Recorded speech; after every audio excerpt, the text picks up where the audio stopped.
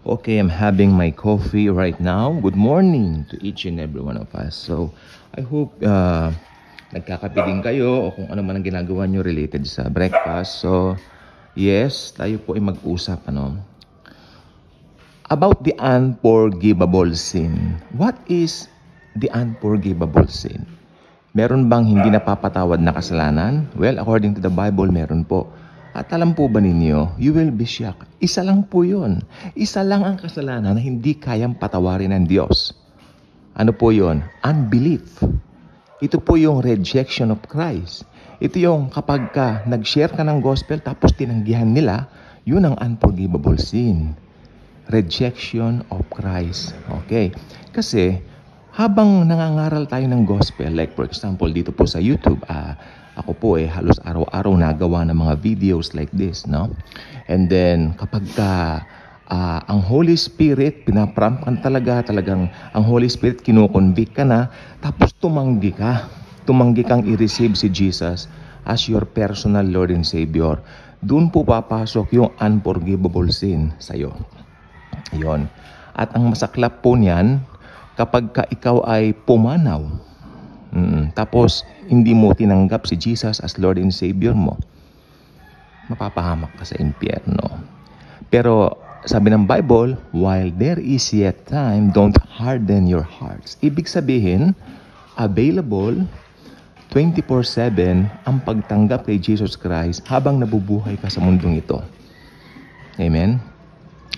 Dapat huwag pabayaan ng tao na mamatay siya without accepting Jesus as their very own personal Lord and Savior. Ganito po kasi ito ginawa po ni Jesus lahat sa cross, namatay po siya para sa buong mundo. Maliwanag po yan sa John 3:16. For God so loved the world. Hindi naman for God so loved a very special nation or a very special country. No, for God so loved the world that He gave His only begotten Son. Makinig po mabuti, ito po yung keyword natin, that whosoever believeth on Him will not perish but will have everlasting life. Lalagok muna ako ng kape.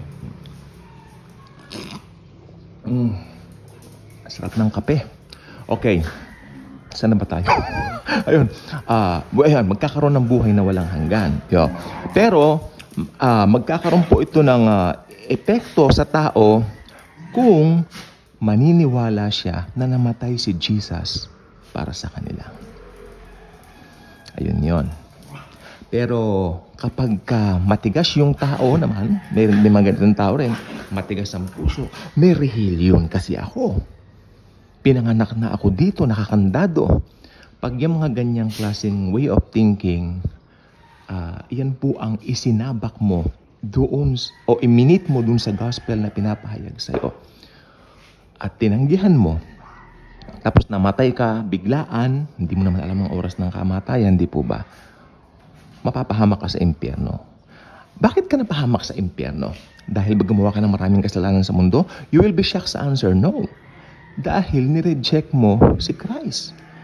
Hindi ka naniwala na sapat na yung sacrifice niya sa cross para sukat na ikaw ay maligtas. So, it's all about rejecting Christ para pumunta ka sa impyerno. And it's all about accepting Christ or believing in His finished work para pumunta ka rin sa langit. So, kaya pumunta ka ng langit, kaya pumunta ka ng impyerno, ang dahilan niya si Kristo pa rin si Lord pa rin di ba? Pumunta ka ng impyerno kasi nireject mo si Lord Jesus. Ngayon, pumunta ka naman langit kasi tinanggap mo siya sa buhay mo, si Lord Jesus. Naniwala ka na sapat na yung sakripisyo niya sa cross para ikaw ay sukat nga na maligtas. Hindi po ba? Pardon me, may mga aso. Maiingay po, naglalaro po kasi sila. Okay, so, both ng pagpunta sa hell, sa heaven, si Jesus po ang dahilan. Ngayon, ang unpardonable sin, ito po kasi yung kinukonvict ka na nga ng Holy Spirit. Di ba? Pero tinanggihan mo. Yun ang unpardonable sin. Unpardonable sin. Kasalanan hindi mapatawad. Yun hindi yung tinatawag na blasphemy of the Holy Spirit. Yun po yun. Kasi tinanggihan mo yung gospel ni Jesus. Yun ang blasphemy of the Holy Spirit. Okay? So maliwanag na po. Subscribe na rito, share the video, share the love of Jesus. Thank you, and Jesus truly loves us all.